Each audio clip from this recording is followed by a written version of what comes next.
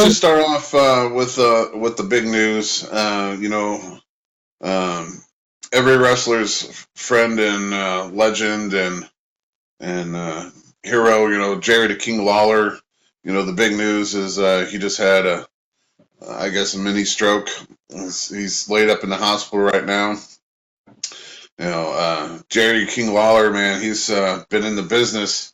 Well, he's been wrestling 53 years because he started in 1970.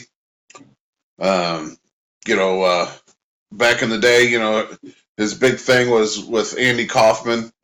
Everyone thought it was a real situation between him and Andy. But just, a few years back, they came out saying that, it was a work. They were working together.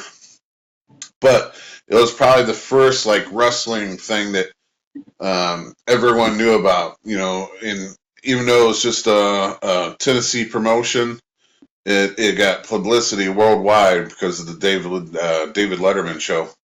Yeah, it was making major world or national news and stuff, wasn't it? Yeah. Yeah. It was outside of even entertainment. It was becoming news. Right. But anyway, he's in the hospital. He's had trouble here and there with his heart. Everyone knows that he had the heart attack on Raw. I want to say it was back in 2012, but it was back a few years. I remember that night. It was they were up in Canada, and he was falling asleep with the headset on, and everyone was confused of what was going on with him. But it was one of those things where he had the heart attack and passed out. I heard someone say that Jerry Lawler is so lucky. Because when he had the heart attack, WWE has those medical staff right there, so they were able to work on him. Unfortunately, it was live on the show, but then he was whisked off to a hospital. Supposedly, when he had his first stroke, I want to say I heard that was 2018. He was close by to a hospital or something like that, where he was able to just be seen immediately. And then that happened Monday. The story I heard, he was waiting for his girlfriend. He owns a condo in Florida, and he was waiting for his girlfriend, and then decided just to go to this local store without her because she was taking so long. And he was on a little moped or something like that. And when he got to the store, the lady that works as the clerk there, I don't know if she was the clerk or if she was just someone in the store, but she was daughter. Yeah, so she was in the medical field, and she could tell right away that something was wrong with him, and immediately called 911 and then started working on him. So he's been, every time he's had something serious go wrong, he's had medical staff really close by or right there to help him, which is great because you said that his son just announced that he's doing better. He had lost feeling in his right side. Some people say his left side, but that feeling's coming back. And Jim Ross tweeted out that he was able to have a conversation with him. But it was small words. Sometimes you couldn't understand the words, but as long as the words were coming, that's all great signs. Yeah, that means I'm having a stroke because all I do is speak in small words. Well, you got to work on your vocabulary. That's all you got to do. Get a big vast one like Jim there. Right. Right. Half the time I can't pronounce what I'm trying to say. All girls say they like it better when I'm silent, so I just don't talk. Oh, yeah. But anyway, I would just like to, still send out your condolences, your prayers, and everything to the Lawler family. They've had a very tragic few years, with Brian Lawler and, him passing away. and like I said, with Jerry and all of his health issues, but for 53 years in the business, he still wrestles. I mean, that might be what's causing his problem, but he looks healthier and better looking than a lot of the legends that still wrestle.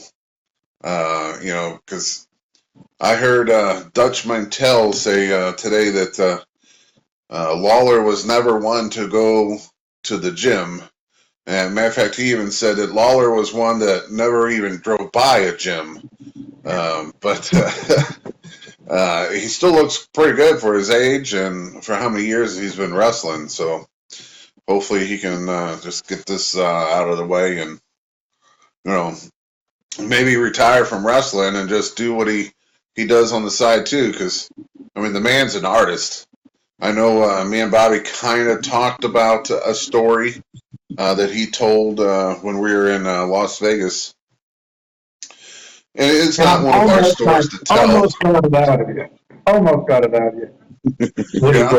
Really true. Well, no worries, people. I'll get it out of them some point.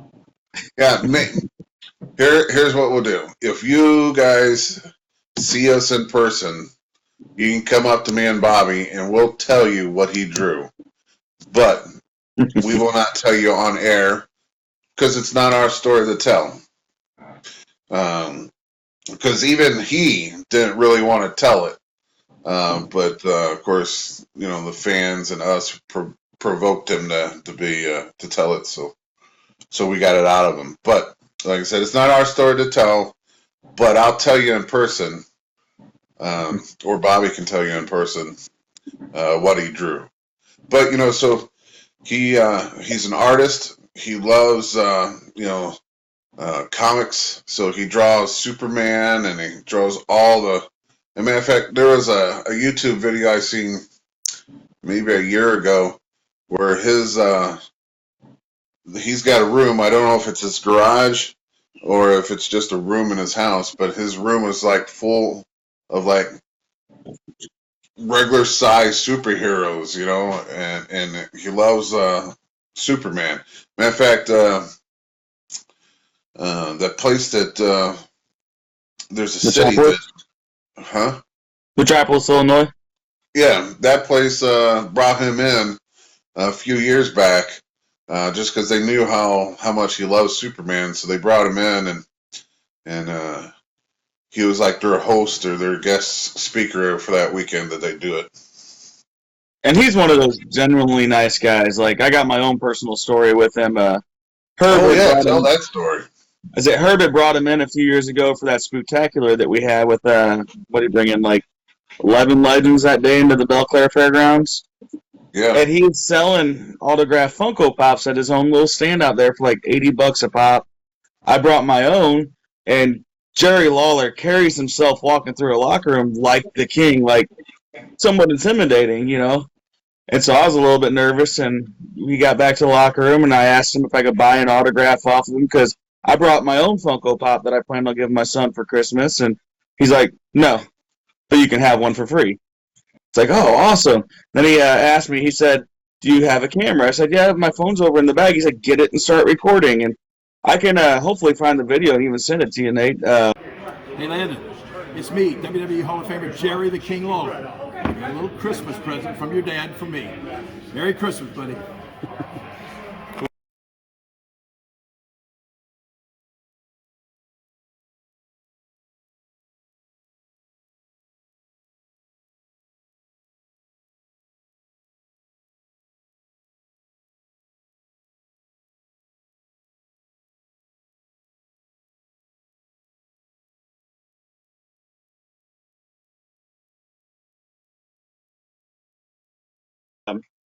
He signed it and then held it up with me taking the video saying Merry Christmas to my son. And we had that playing on the TV when he opened the present. And that was just all him volunteering to do that extra stuff, even beyond what I was asking. And I mean, he didn't have to do any of that whatsoever.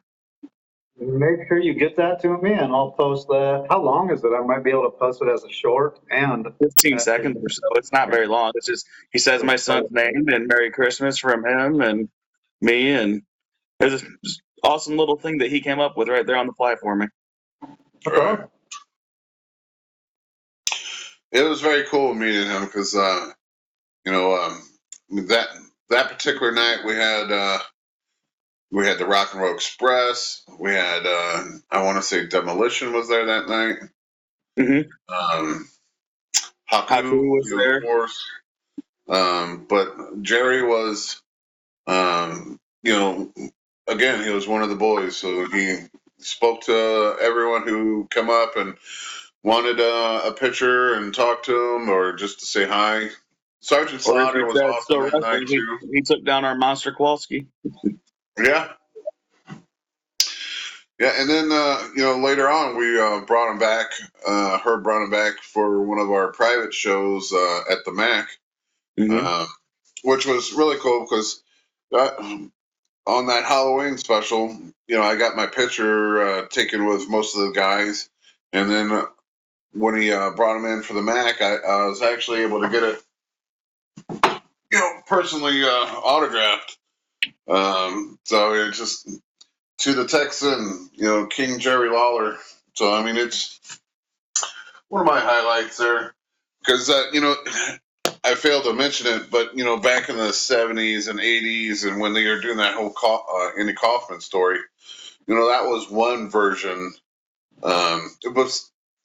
Besides he wrestled just about everyone on the who's who of the wrestling scene, so I mean, Brody's been through there, Bam Bam Bigelow's been through there. The Rock was, had been through there when he was well, he actually wasn't Rocky Maivia back then. I can't remember what his name was. It was some weird, stupid name, but all the who's who of wrestling went through the Memphis territory. But they all went through the Memphis territory because, again, the territory system, you worked 6 months, maybe a year in one territory, then you moved on to the next one. So that way you weren't stale, you were always hot. New fans was, get on your side. But, so that was one side of Jerry Lawler, and I knew about that side. But growing up, also being a commentator of Raw, that's where you heard the funny side of Jerry Lawler, because he was always one excited about the girls' matches and the puppy show, and so you got to hear that sarcastic version of Jerry Lawler, or the sexual part of Jerry Lawler talking about all the girls, and so I mean there was two sides of it. Huh? The stuff you can't say now. Well, so he doesn't go that extreme, but they always have him for the opening of most of the pay-per-views. He's never the commentator for the whole pay-per-view, but that hour beforehand, they've been bringing him back and having him do recaps with Booker T and sometimes Lita and whoever the announcers are nowadays. Because again, I don't really go too far into the new wrestling, but That's Bobby. All Bobby. Yeah. I do got to say, I'm kind of interested in this storyline right now that they got going on with the Bloodline and Cody Rhodes and Sami Zayn. I'm interested on what they're going to do. Mainly because the next pay-per-view is the Elimination Chamber, and it's going to be Sami Zayn versus Roman Reigns. But on the back burner, you got WrestleMania, which is normally in April, and that's going to be with Cody Rhodes versus Roman Reigns. So are they telling us that Roman's going to win? But they're going to be up in Canada where Sami Zayn's hometown is, and so he's the hometown boy. I say there's rumors that they're going to split the titles back up, and Roman Reigns will do double duty at WrestleMania. Well, they're not even talking about. They are, but they aren't, because they're still talking about The Rock possibly coming in at WrestleMania. But then they're saying no. But then they say never say no, so you never know. But I think that's the only way they could do it. Maybe have Sammy go against them for the SmackDown version of the title, and then have Cody Rhodes do the Raw version of the title.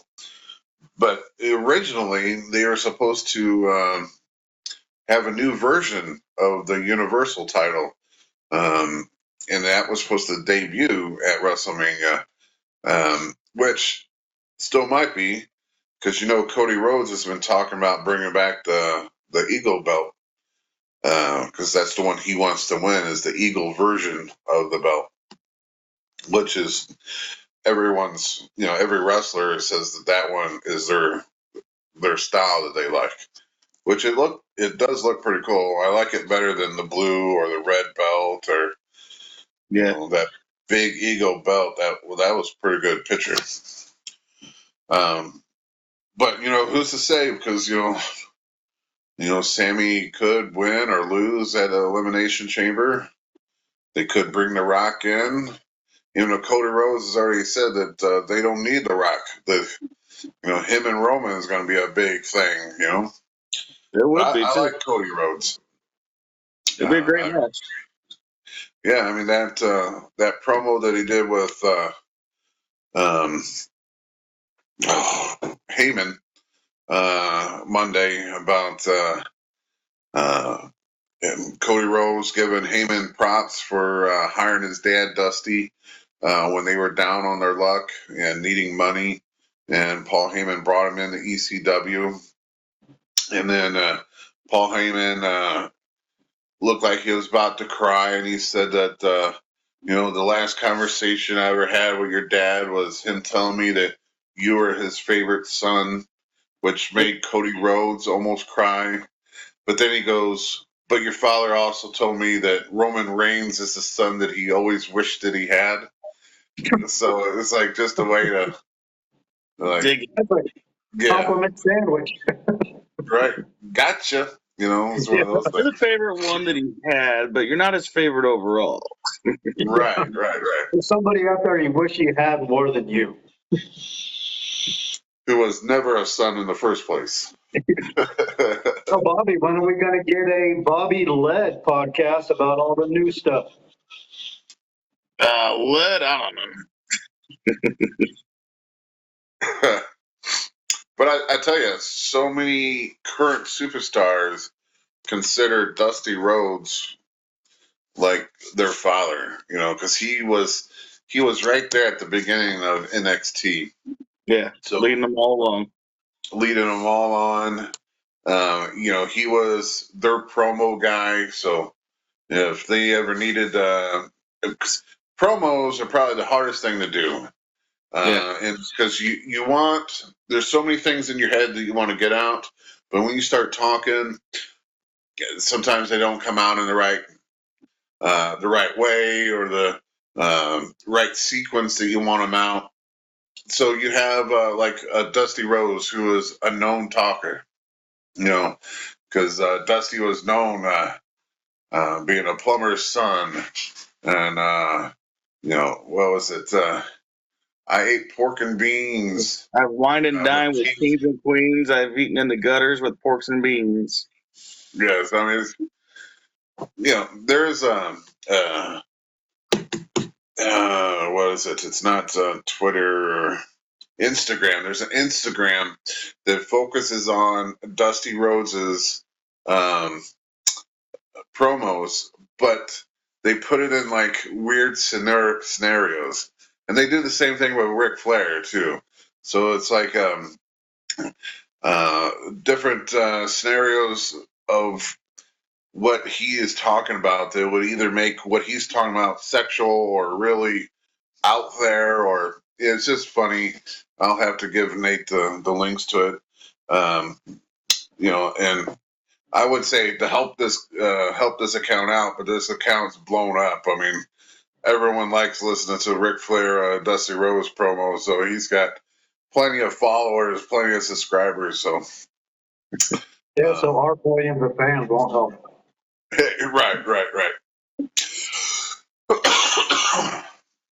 Speaking of which, people, go to our pages, Twitter, the Squared Ring. Actually, at Squared Ring, _ring, Instagram, the Squared Ring Podcast. Go I follow. started following the Instagram today. But, You just started Instagram? I forget that I have Instagram a lot, and I was making a highlight video. My son had a really good amateur wrestling weekend, and I made a little highlight video that I put on Twitter or on TikTok, and then also onto Twitter. It's like, oh, I was there. That was one of the suggestions. Like, let me follow myself. There you go. We just need to reach out to everyone who's watching and see if you can't go onto the other platforms and search us out. And, if you like our account or follow us, we'll automatically follow you. So you help us, we'll help you, and try to rise up together. And speaking of which, we're going to help you in another way, because on the 11th, we're wrestling at Belclair. We're not because I'm not wrestling, but I'm going to be there. I'll be at Jim's table, and we will do interviews and for the with the fans, and I'll be there. I'll be there. I know the scribe is interested in giving. Say again, Bobby? So I know the scribe's interested in coming and talking to you. Yep, he'll be on. Be ready to hear how great Attila is. Yep, as long as he's a good boy. I'm going to hammer him on him thinking Attila's great. Yeah, so if any of you guys, see Nate, sitting at the table and want to do a quick interview or do a promo and try to get your favorite wrestler over, have at it. We'll try to have Nate put it all in into one of these YouTube videos, and that way you can see yourself. Yeah, everyone likes to see themselves on TV, so. That's what's going to make us different from everybody else. We are fan friendly. We will interview you. We'll put you on, and definitely go to the shows. Go to the 11th.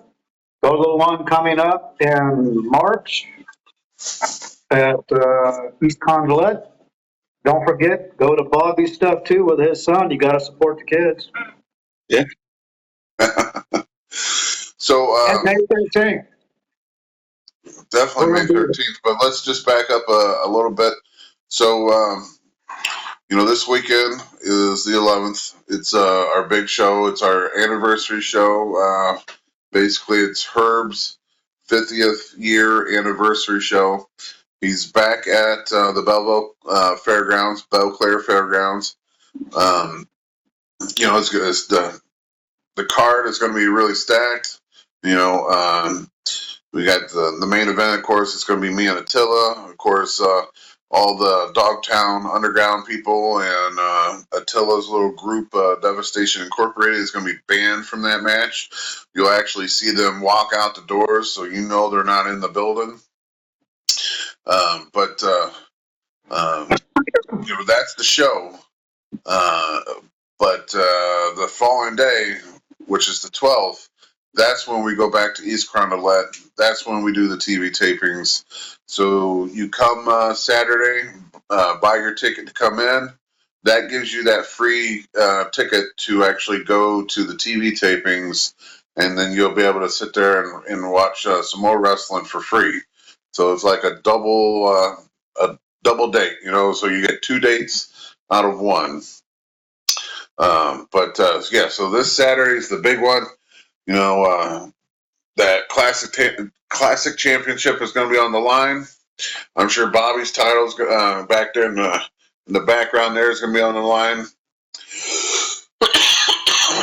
I don't know if it's true, but I'm always willing to put it up there. There you go. Tickets are $15 unless you're a kid. I think 6 and under. Maybe it's 12 and under. Kids' tickets are $6. I know that. Whatever they stop at. I believe it's usually 12 and under. 12 and under. I believe so. So everything else is $15. So you can definitely come there and enjoy some wrestling. They're going to have it just like normal, where they have the beer, have the food, so you can get all that stuff too. Of course, I'm sure other wrestlers will have tables that you'll be able to buy a T-shirt, or in my case, I got those flasks and the keychains that are new, so you can go to our table, meet Nate, get on some interview time, and get on our YouTube channel. And then the next day, that free TV taping. So just think about that. And then the second week of March, it's the same thing. We'll be back at Belclair Fairgrounds because we are there once a month now. So every month coming for this year, at least for this year that I know, it's every second weekend of the month. We'll be at the Belclair Fairgrounds, and then the following day back in East Grondolet for the free TV tapings. Now, there are some extra shows shoved in there here and there. March 25th, we're going to be in East St. Louis. We're going to be at that fundraiser. What's that? The Shriners. Yeah, the Shriners. And we're going to have two legends there. Tony Atlas is going to be there, and Bob Orton Jr.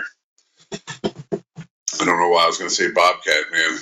It's been a long time since I've seen anything with him in it. Bob Orton Jr. is going to be there, and then Tony Atlas is going to be there. Two great guys. I've worked with both in the past, and I, currently am a trainer at the Bob Orton Jr. School, which is the Ace Academy. So if any of you guys are inspired to be wrestlers, you can get a hold of me. I got business cards that I can give you if you want to get involved in that. And in that training, you'll get to meet Bob.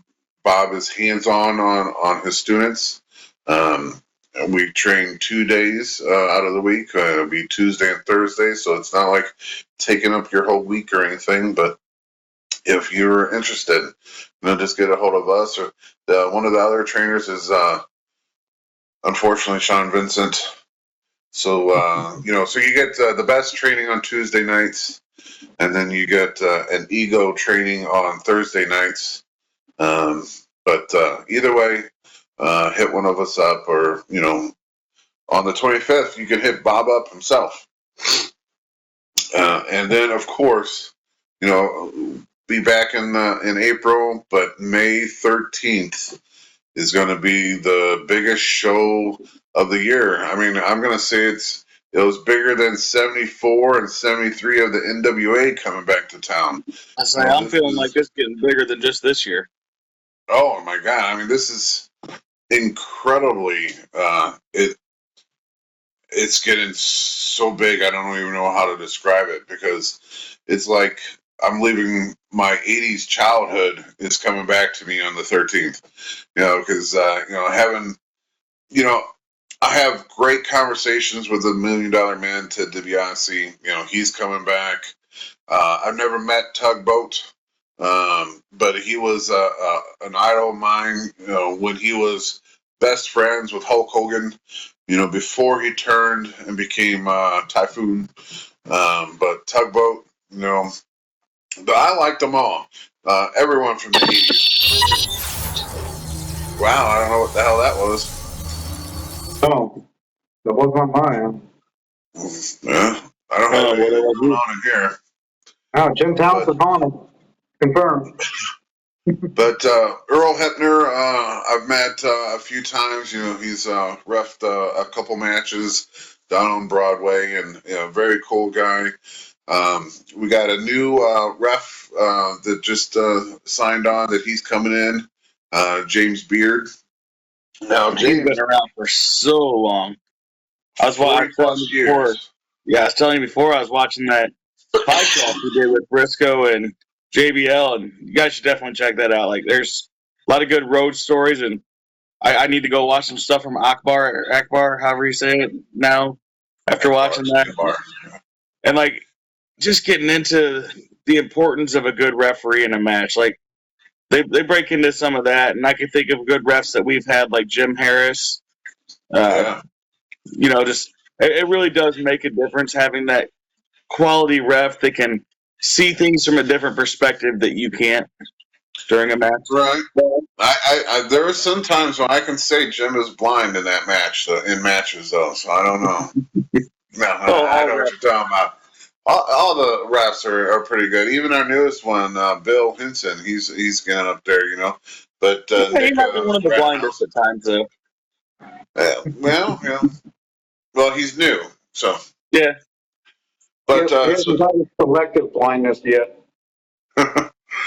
Anyway, James Beard. So he's coming now. I've met James in Vegas. He has his own award that he hands out, and it's like a lifetime achievement award. It's just got his name on it, but it's a Cauliflower Alley Club award, and this year he was able to give it to JBL, and JBL, kind of gives James Beard. He gives him I don't know how to word this. He says that he was basically the one that started JBL's career out.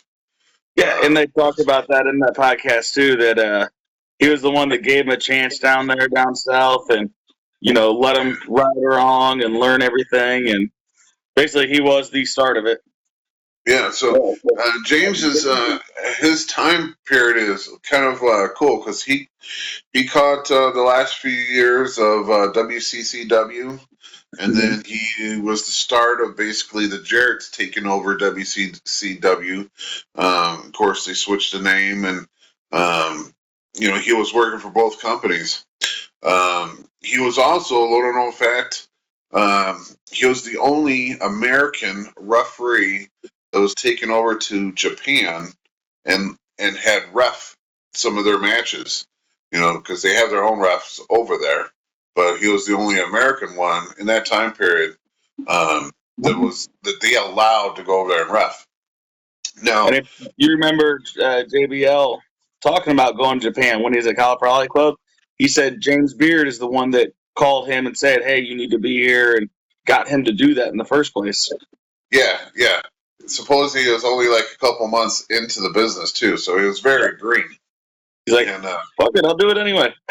Right, and if I remember correctly, he said that they pretty much rocked his world too, because they got that strong style over there. But anyway, so I want to tell this cool story. This past weekend, I've been fighting Attila for quite a while now, and I got invited by a promoter to go down and actually wrestle Attila in Arkansas this past weekend. And we get down there. Now, James Beard, he's from Texas. Now, so they brought him in to do a seminar for the local talent down in Arkansas. Now, I get there, and he's still having his seminar, but it's the tail end, it's winding down, and he's asking questions, or asking if anyone had any questions, and he was, one of the questions came up about, what's it like reffing a main event or reffing, like a match that goes on second, and he said he doesn't have to ref a main event match. And sometimes the main event match is not the good match or the best match on the card. But he said he's been around long enough that he can see what the wrestler looks like and how that wrestler acts, and he can tell if they're going to steal the show. So maybe the second match will steal the show, and he wants that match. He doesn't necessarily have to have the main event. So he was telling that story, and I'm in the back eventually after he gets done with his seminar, and I look to see when my match is, and my match is third, me and Attila's. So, we're all separated, and he comes over to me, James finds me, and he starts talking about me and what match I had, and I said, I'm third. And he goes, well, who's your opponent? I said, well, it's Attila. And he looks at me and he goes, all right, I'll be right back. And he just went over to where all the other refs were, and the promoter, and I can hear him plain as day. Goes, I want the third match. He goes, take me off of this match, put me on the third match. And then he comes back to me. He goes, I'll see you out there.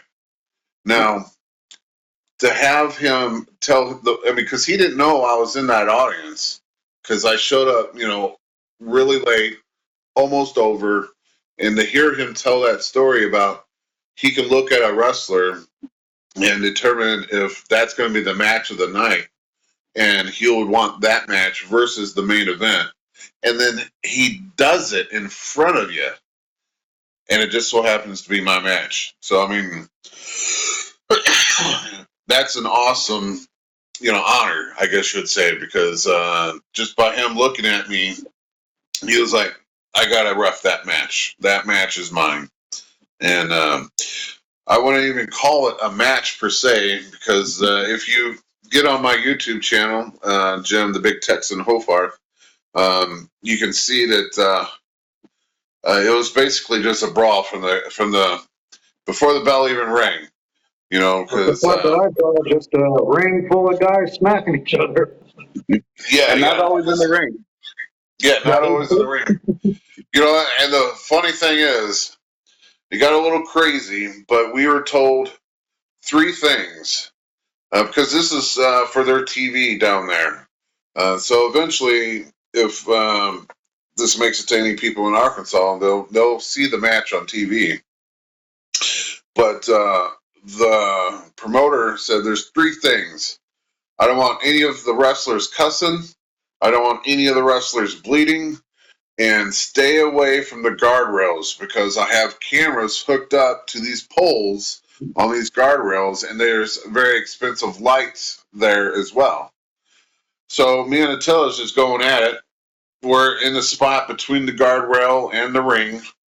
And, Attila, James is having a hard time, getting between us. And Attila pushes him into the guardrail. So you can see the lights start shaking a little bit. And so I grab Attila's head and I smash his head against the stairs. And James gets in front of me, and I was heated in the moment, so I push him into the guardrail. So twice he gets sailed into the guardrail. But we had probably spent more than 10 seconds out there, so it was more than a 10 count. We both pushed the ref, which is James Beard. So he calls it out, double disqualification, double DQ. But even that didn't stop us. Sorry, You better remember this weekend that doesn't win a title. Right. But yeah, so we just battled back and forth, and I guess the promoter realized that we weren't going to quit and sit almost his whole locker room out to separate us. And eventually they did. At least they got Attila out of the arena. But so it was a big battle. And this weekend is going to be the same, because, again, it's just going to be me and Attila left alone in that ring. There shouldn't be any outside interference, because they're getting kicked out. And I've had some people think, well, if there's a new member of Dogtown Underground? No, there will be no interference. So if you interfere, I hate to be you in your wrestling career, because you might not have one after Saturday. But I promise I'm going to stay at the table.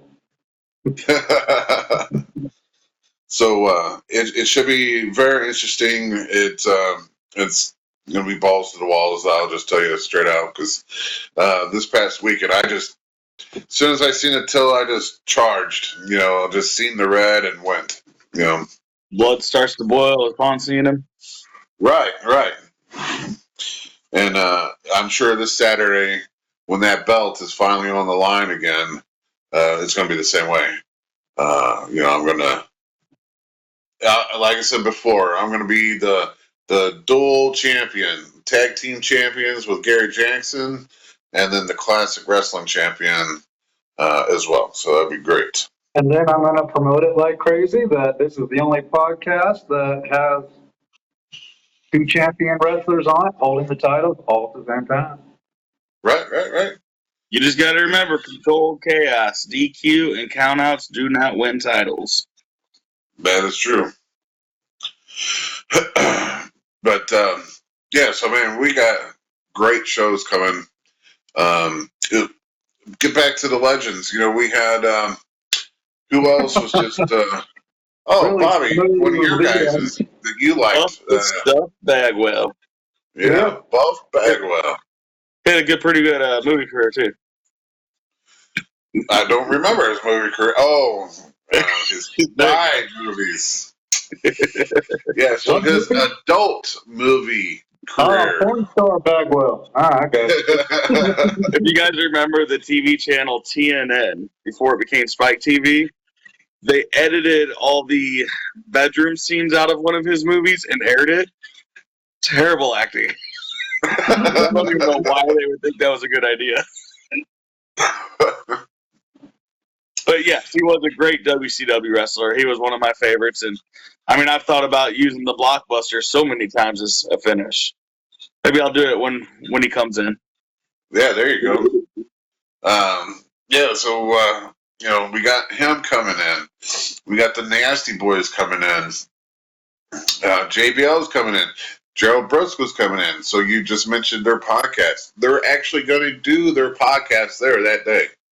That'd be cool. So they're going to do it live. Huh? Yeah, they're selling tickets to do it live. It's not for free. You have to pay to go to theirs. Oh yeah. So yeah, I mean, it's going to be all set up in that room. Did I read Teddy Long's going to do an episode of his podcast there too? Oh, that's what it is. I'm sorry. Yeah, Let's revert back. It's not JBL's podcast. It's going to be Teddy Long's podcast that's going to be done live. Or it's going to be recorded. So my bad. Gerald Briscoe's being inducted. Gerald Briscoe's being inducted into the Hall of Fame by JBL. That's what it is. And then, of course, Herb Simmons is going to induct J.J. Dillon, so that's going to be cool, too. Yeah. And we already talked before, like, that's another great mind that so much knowledge up there in his brain. Oh, I mean, the architect of that Four Horsemen group. I mean, even before the Four Horsemen, I mean, he was in, he wrestled in St. Louis. I think he was up in AWA? So, I mean, he's been around the block. And I think he lives up in the northeast section right now, which, there's a bunch of wrestling places out there. So it's kind of crazy. But another wrestler that we didn't touch on last podcast that I asked you about earlier today, Jim, is Bobby Fulton. Bobby Fulton. Yeah, he's coming to the Fan Fest. He was announced for that. I don't remember him. I know he was part of the not Memphis wrestling. What do they call it? Wrestling. I mean, it's a Southern wrestling, but wasn't he part of a tag team? Yes. I'm going to look really stupid right now because I can't remember who he was wrestling with. I say it was one of my old WCW versus NWO Revenge games. I think he was in there. Yeah. Honestly, beyond that, I'm not sure much on him. Right. Yeah, I just don't know him, and he's come to the Fan Fest, so I didn't know him. There we go. All right, I'll make it my job to research him a little bit and talk more about him next week's podcast. There we go. So people, Bobby's going to be leading next week's podcast, so we better get, 500,000 At least views. the Bobby Fulton section. Let's Bobby stick together. There, with everything that's going on. We'll do a a double focus on them, huh? With everything that's going down here recently, passing away, you got Jerry Lawler in the hospital. You got Jim Ross that has cancer. I think he actually just beat it. But he's been going through this treatments with it. We really got to celebrate the legends. So researching the legends, there over 30 of them's coming to the May 13th show. We got to celebrate them while they're still here. It's horrible when you try to induct someone into the Hall of Fame and you got to give it to a family member, their plaque, because They they're don't no even longer get to here. see the honor themselves. Yeah. WWE has done that with the Macho Man. When he was alive, it was always a thing of, we're not going to put you in, and then when he passed, then they put him in. And Lenny, who just passed, was the one that inducted him. But it's like that with a lot of people. So what I'm trying to say is, come out May 13th. Enjoy these legends while they're here. Pay respects. You're not granted tomorrow. So, with me, I like to do my research, and Nate just cut me down right there because I couldn't tell you who Bobby Fulton was. But I even told you I was going to ask about who he was. The blonde-haired dude. yeah, I know, but that was a half hour ago. Well, actually, I guess we're already at an hour, so. Well, it was 2 hours ago that I asked you about him. But, some of these guys, I've watched videotapes over matches, I've watched interviews, and I didn't put two to two together because, you're watching a shoot interview with someone who looks what they look like now, but then you didn't realize 20 years ago when they wrestled that's who they were. And it's like, wow, that's crazy. I wish I had the list of names in front of me. Well, just going off of that alone, Bagwell, he looks so much different now without his little pencil thing goatee and whatnot. Well, he's got. Last time I seen him, he looks like a school teacher. Yeah, Mr. Bagwell's Neighborhood. Look that up. Right. The scribe actually taught me about that one today. Yep. Yeah, he apparently got his health a lot better with DDP yoga. I hear about a lot of wrestlers kind of turning their post-wrestling career life around with that. Right. Thanks to Diamond Dallas Page. And that's one guy who had an awesome career, not one in WWE, but in WCW, had an awesome career for being an older guy who got into the business really late. Yeah. But his matches were always so entertaining. Right. No, I remember Diamond Dallas, Double D. But I think he got inducted into the Hall of Fame because of his work outside of wrestling. Yeah, I really do, because he didn't have a fair shake in WWE. We'll just put it that way, because he had this stalker gimmick, and he was stalking the Undertaker's wife at the time, even though everyone knew he was married to another lady, because she was pretty popular on WCW. Was her name Kim? Was it Kim Page? Kimberly Page. Yeah. Who you knew. That girl, so hot. Right. And, she'd done the Playboy cover, so, you knew she was that caliber. But yet, why would he do this angle with The Undertaker? So he didn't get a fair shake. It didn't go over well, and eventually he got let go.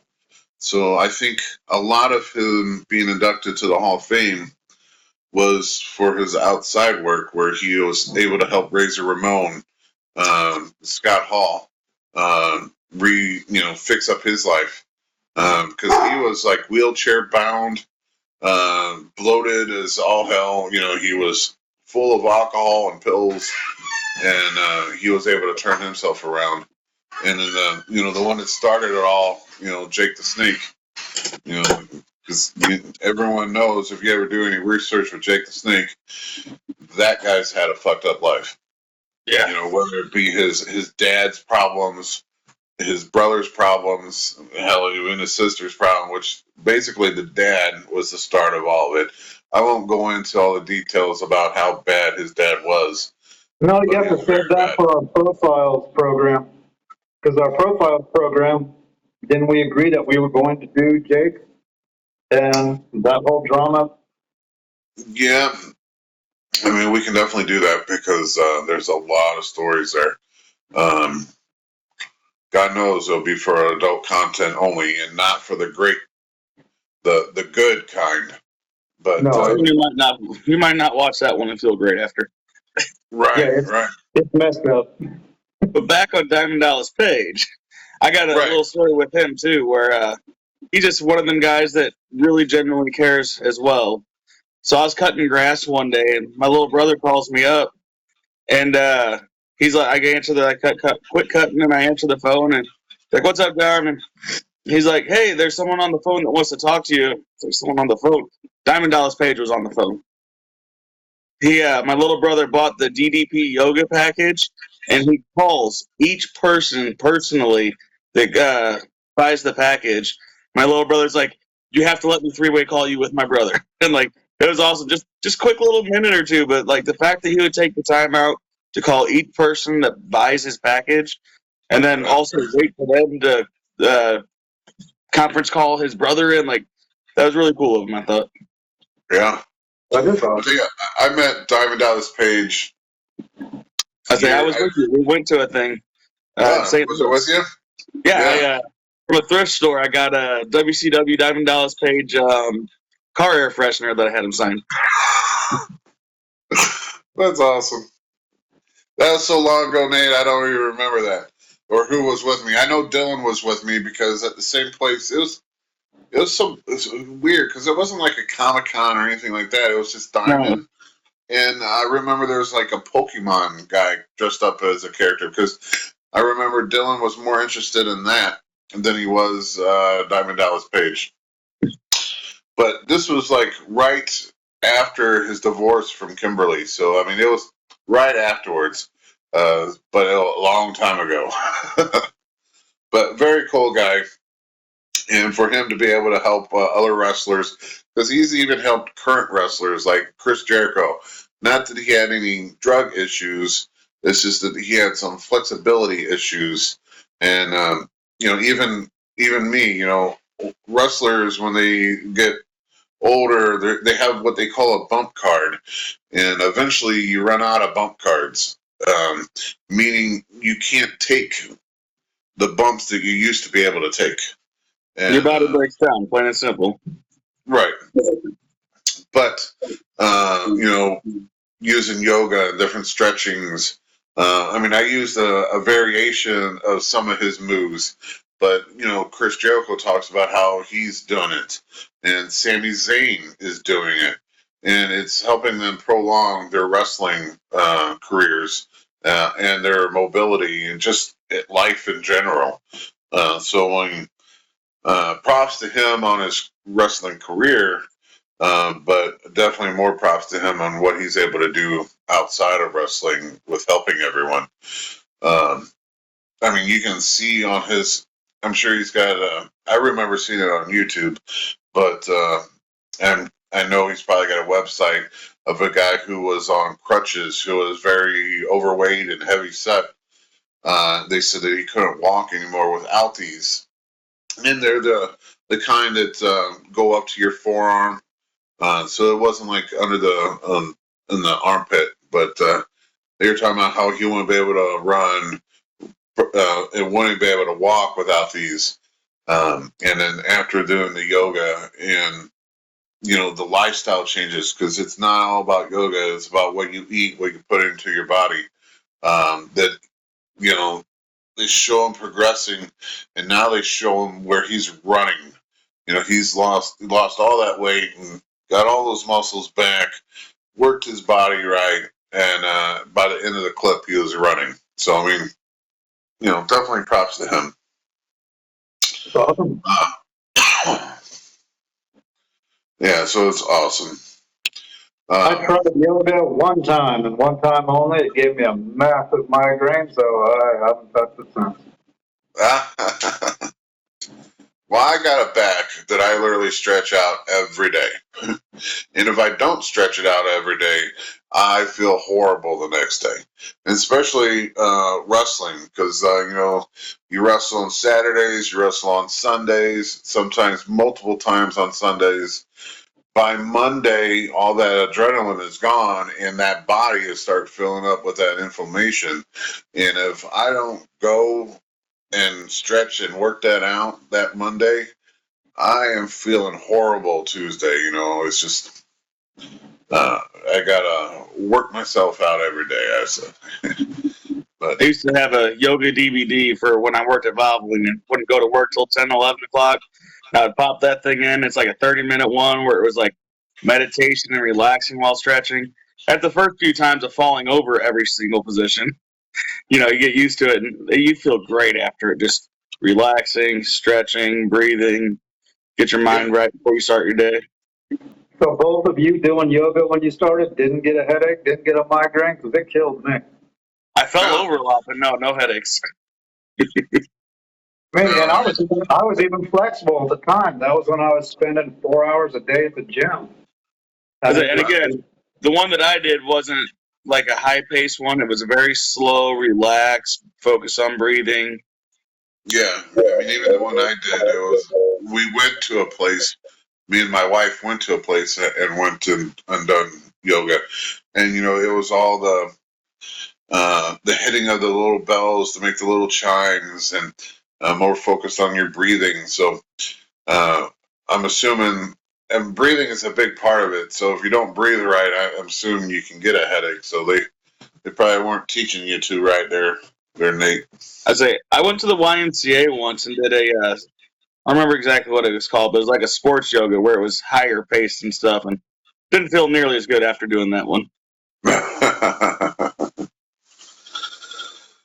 I just thought I was a sissy. But My body couldn't handle. Let's just repeat myself. Just come celebrate these legends that are coming out May 3rd. Even March 25th. You got Bob and Tony Atlas. There'll be a day where we won't have them, and to come out and meet and greet with them, because both of them are great guys. They'll sit there and have a conversation with you and talk your ear off if you talk their ear off, and most of the guys I've ever met in wrestling have been that way, where they just want to talk. They want to tell you the stories, and I tell everyone that's my favorite part. I can work you in the ring, and that's great, and that'll be like a highlight for me on my highlight reel. But listen to you tell the stories of back in the day, the road stories, the Harley race, driving 100 and some odd miles, get from one town to the next, and the person riding shotgun has to sit there and open his beer for him so he can drink it, and then they got to listen to when that can goes out the windows to get him the next one, because they're going to drink 2 cases of beer before they get to the next town, whether it be going the wrong way down the road or going some backcountry road that wasn't even on the map, but they know it because they've been down that way so many times that they basically made it a road.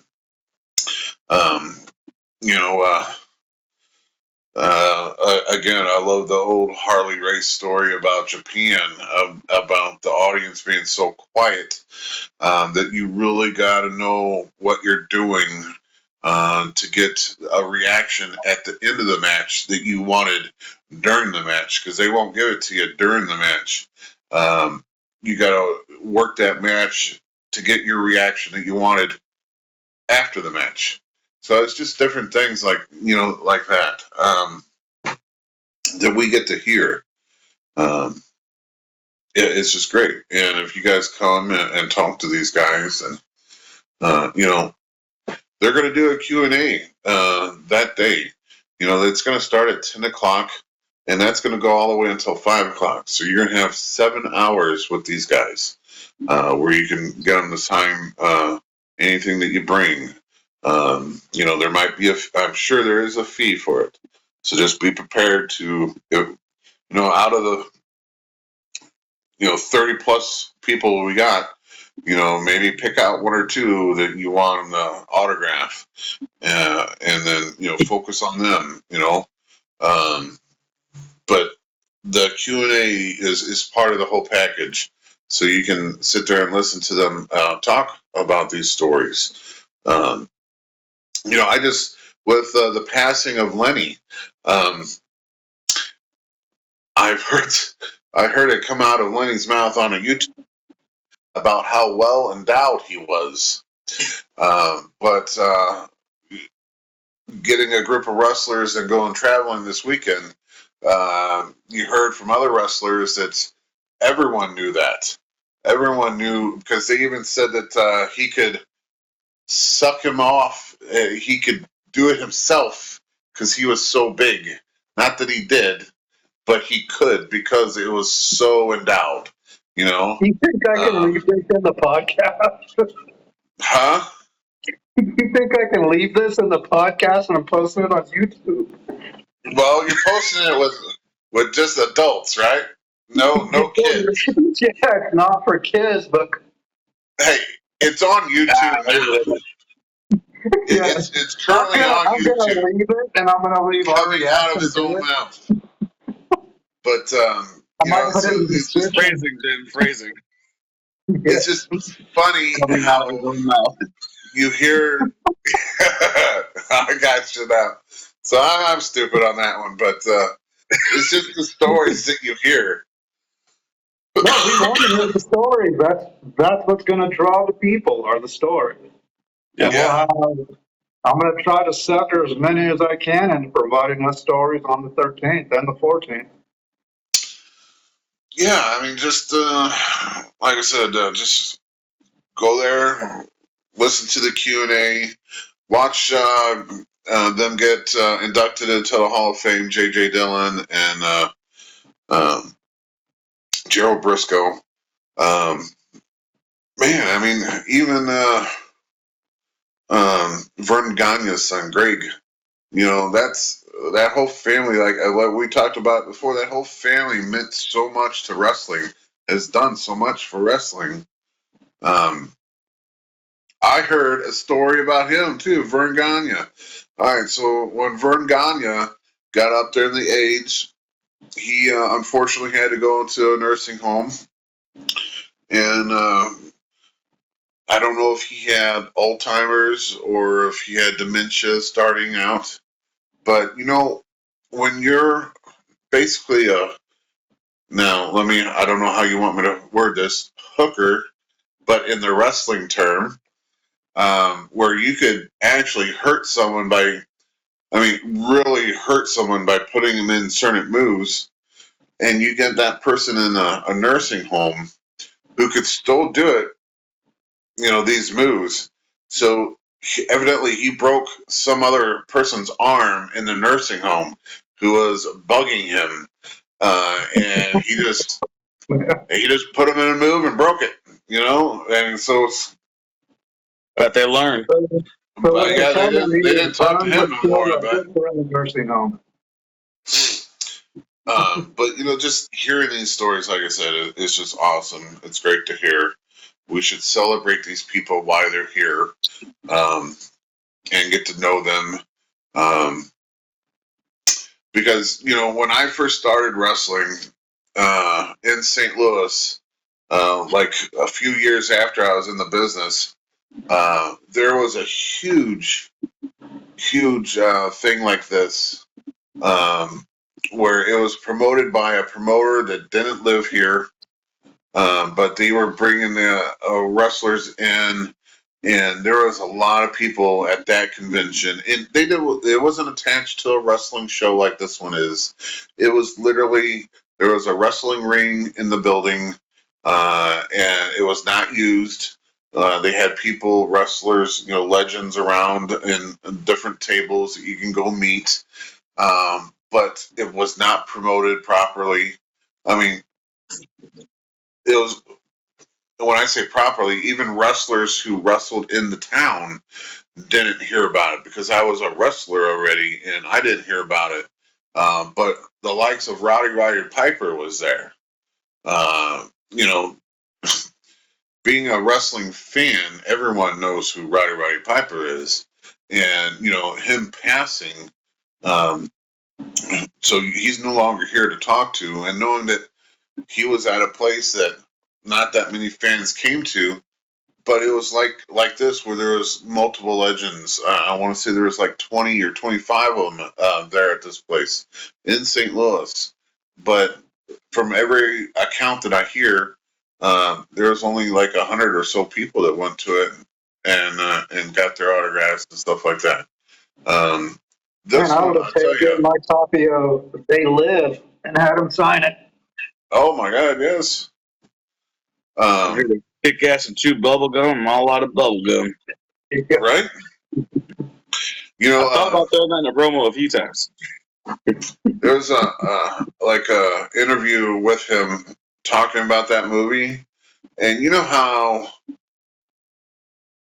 things are weird on behind the scenes. The Rothschilds and the 1% of people, but there's an interview out there that Roddy Piper and the director of that movie says that this is a documentary that is not science fiction. So, I mean, if anyone knows, it would be that director who knows the behind the scenes stuff, But it's just funny.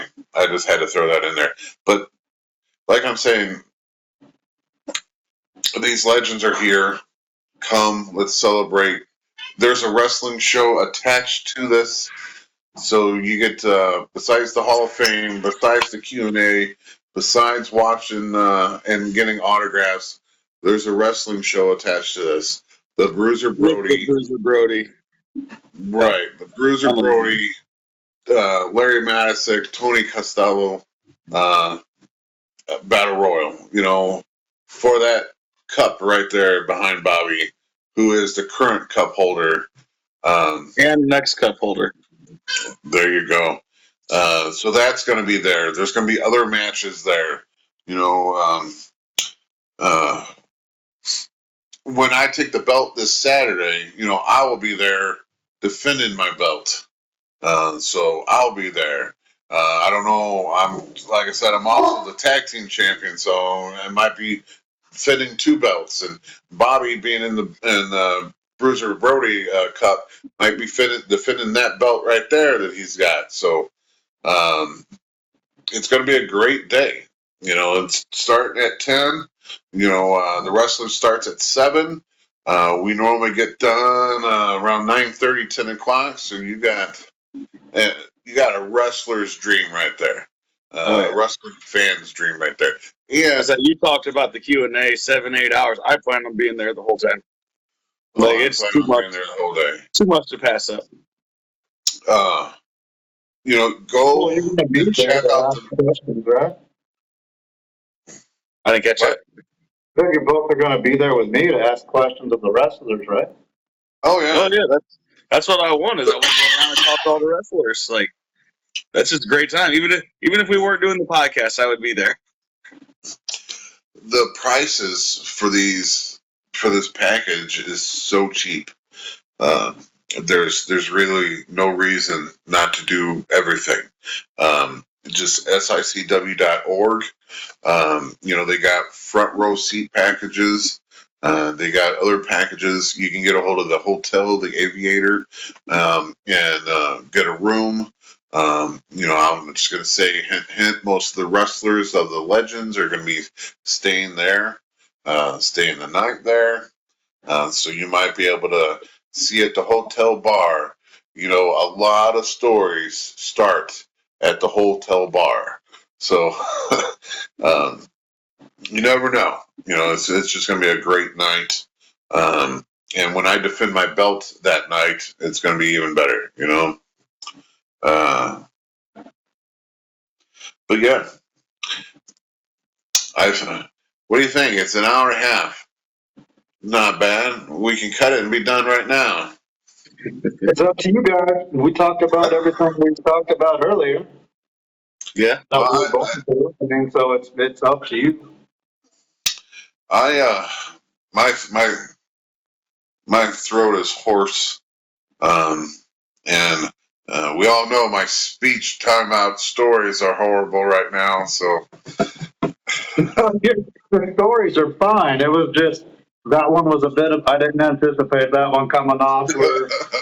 Lenny doing his own little Ron Jeremy impersonation. known as Marilyn Manson, because Marilyn Manson was known to be able to do that as well. Yeah, but he had to remove I think we're good. I think we're going to do some research on some of the other guys and see if we can find. Okay, now Jim, you have Bobby, and who are you going to profile? Are you doing Bobby? I'm doing Bobby Fulton. Okay, who are you going to do, Jim? Because old and new.